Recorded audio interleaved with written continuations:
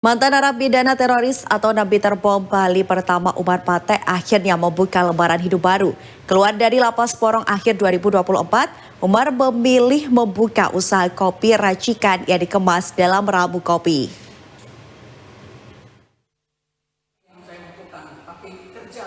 Dahulu Umar Patek lebih dikenal sebagai asisten koordinator lapangan pada insiden peledakan bom di Bali tahun 2002. Namun pasca menjalani hukumannya di lapas Porong, Umar Patek akhirnya membuka lembar hidup yang baru sebagai pengusaha kopi. Tak tanggung-tanggung, Umar Patek meluncurkan kopi racikannya dalam merek ramu kopi di Hedon Estate Surabaya pada Selasa malam. Beberapa jenis kopi yang diracik Umar yakni Signature, Arabica Ijen, Robusta, dan Rempah.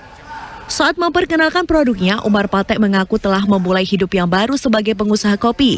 Dengan racikannya, kopi yang dikenalkan dengan hashtag meramu rasa menyeduh damai. Secara filosofi, rasa pahit yang dahulu menghancurkan kini justru menyembuhkan melalui ramu kopi. Ramu berasal dari namanya yang dibalik yaitu Umar.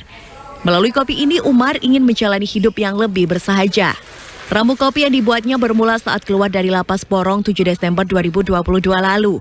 Umar kembali ke keluarga dan mencoba meracik kopi yang dipelajarinya dari sang ibunda, hingga mendapat resep racikan kopi khas Bondowoso. Karena kopi rempah itu saya ramu dengan bahan-bahan rempah-rempah yang ada di negeri Nusantara ini.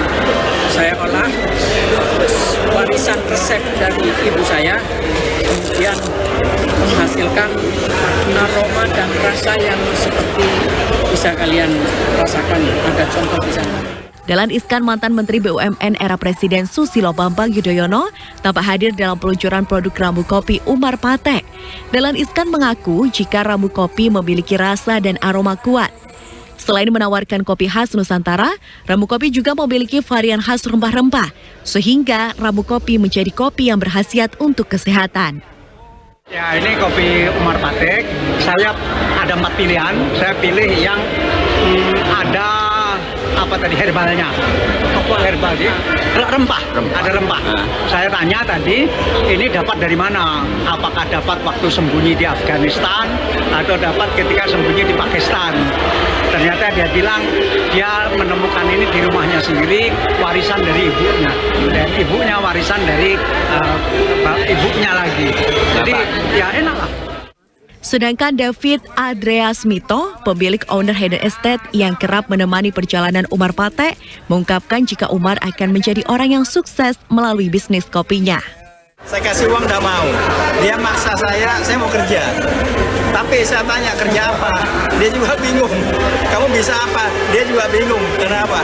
Saya tidak bisa apa-apa loh terus. Akhirnya dasar saya untuk kerjasama dengan dia itu hanya semuanya kebetulan. Kebetulan saya main ke rumahnya, kebetulan saya nyicipi kopinya, akhirnya saya suruh buat kopi lagi, dia mau, akhirnya jadilah barang itu. Jadi untuk ke depan apapun yang membuat keyakinan saya untuk saya mau berbisnis dengan dia, bukan keyakinan untuk bisnisnya jadi besar, bukan. Yang penting dia bahagia, dia senang, dia merasa dia bisa cari uang sendiri, dia yang dulunya kerja dimanapun tidak pernah diterima. Harapan saya suatu saat dia membalas dengan kebaikan. Peluncuran ramu kopi ini dihadiri oleh sebagian besar saksi kisah hidup Umar, termasuk ex-pimpinan Kepala Densus 88 Anti Teror Polri, Komjen Pol Martinus Hukom, yang kini menjabat sebagai Kepala Badan Narkotika Nasional. Usrok Indra, CTV.